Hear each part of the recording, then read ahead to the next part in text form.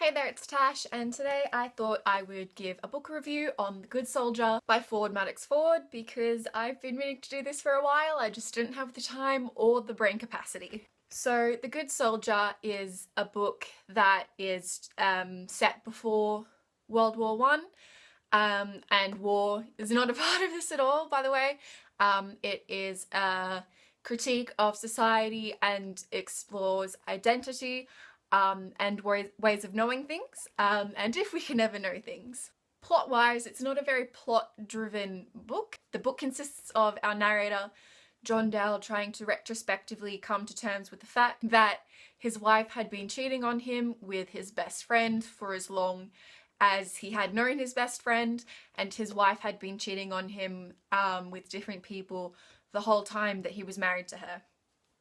And so from this, his perception of society and himself and other people is shook. He's struggling to make sense of this new world now that his belief in the facades that society and people put forward is shattered, and he is trying to figure out if there are any absolutes, if there's any certainty in this life, and that's really what this novel is. This is a very impressionistic novel, and I feel like through its like really hyper-impressionism, it's really true to human psychology. Like, there are a few key events that our narrator keeps coming back to and keeps coming to from different perspectives. The way with over time and how you think about something, your perspective of an event will change. And I think our narrator is really fascinating because his former understanding of life has been, you know, more or less ruined.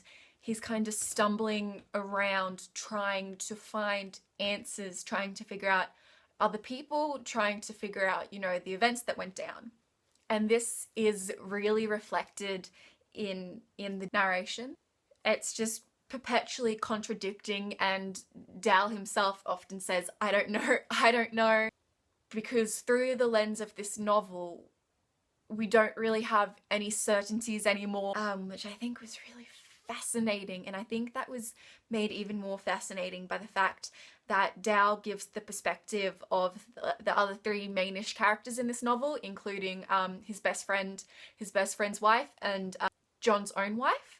And I think it's just fascinating that we only get to view the other characters from the lens of Dal, because he pretends sometimes to tell you what those other characters were thinking and why they were doing something, and then other times he will backtrack and go, wait, I don't actually know anything at all, and then go and put something else forward. And I think that in the way that Ford mimics human psychology really is fascinating. I love that it's overtly questioning the contradictions and the many simultaneous realities that life holds, and how we struggle to assign truth and absolutes to any of them. And I think this contradiction between the social life and the facades we put forward, and kind of the inner workings and the desires that propelled this life forward,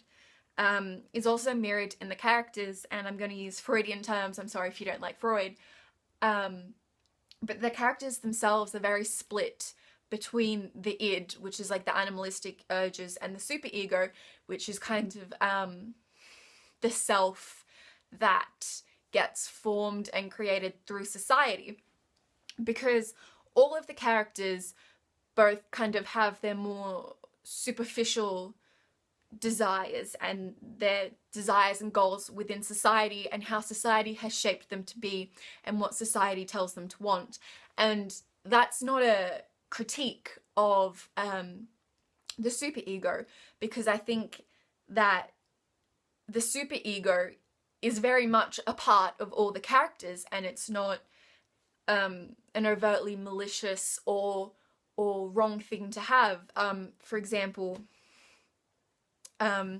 Teddy, who is John Dale's best friend, he wants to be a good landlord. He wants to protect the people under him because that's his role in society, and that is obviously rather a nice thing to want to do.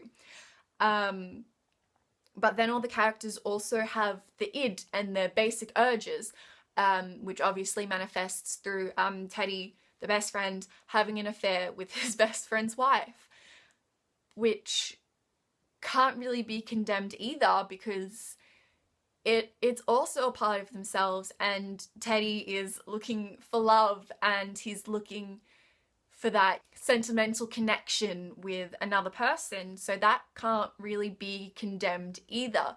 The id and the superego are both very much a part of the characters, and they are justified parts of the characters, I think, which makes it heartbreaking because they have such conflicting desires, and there's no proper end goal and there's no proper path that leads to happiness. There's no path which is better than the other. There's no path that can be praised and there's no path that can be condemned, which I think is tragic.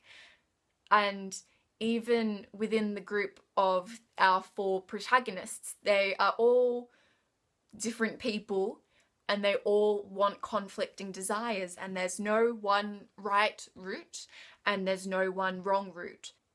Throughout this novel, John Dow fails to come to any absolute and final decisions, and even you as a reader who has something more of a removed position can't even come to a clear understanding. And I have so much I could say about this novel because I just find it such an interesting depiction of social relations and how we relate to the world and how meaning and external events are not innately connected, and how we can never fully know another person the same way we can never fully know ourselves, because we are unreliable narrators of our own lives and we don't have kind of all the knowledge. And it's heartbreaking that in this life we can't really come to any absolutes and we have no, sure footing in which to live our lives. I would really recommend this novel.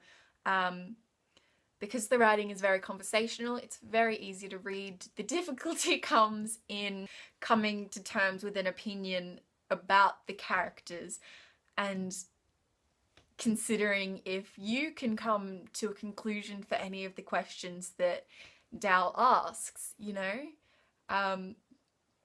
Yeah. That's all I had to say. Have a good one.